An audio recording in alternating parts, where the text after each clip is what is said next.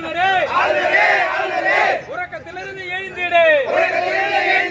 ஆளுநரே 10 ஆண்டு போராட்டம் தொடர்கட்ட போராட்டம் எத்தனை ஆர்ப்பாட்டம் எத்தனை போராட்டம் கேட்கலையா எங்கள் குரல் கேட்கலையா வேலை வழங்கிய உடனே கண்டிக்கின்றோம். முதல்வர் அரசை கண்டிக்கின்றோம்.